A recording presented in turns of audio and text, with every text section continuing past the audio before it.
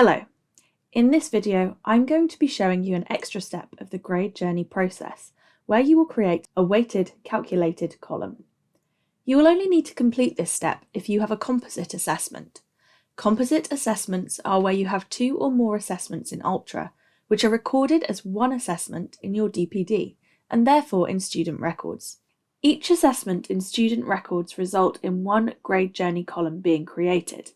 A situation where you may have two or more parts to a single assessment is a portfolio that was submitted in two sections, or a performance with an essay portion describing the process that is just recorded as performance project, for example. These are not always composite assessments, so if in doubt, double check your DPD and your assessment pattern in eVision to check what that says, as that's the most important thing. If you need to create a weighted calculated column for your composite assessment, it is important to do this before mapping your columns. For the grade journey process to work completely, the mapping process needs to happen from one Ultra assessment column to one grade journey column.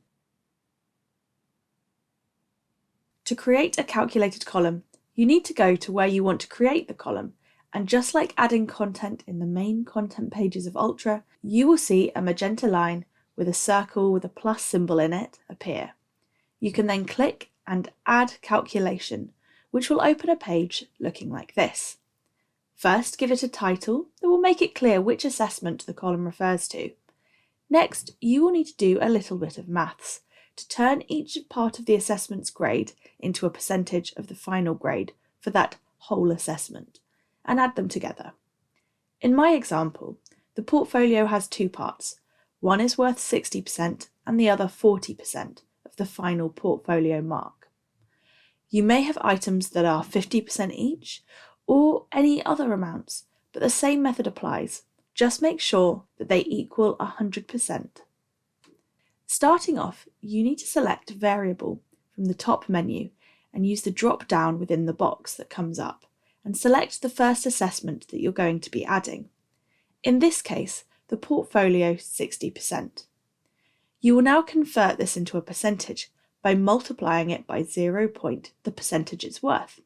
To do this, we select Multiply from the Operators menu to add it to our equation, and then Value, which will allow us to input our percentage when we click on it.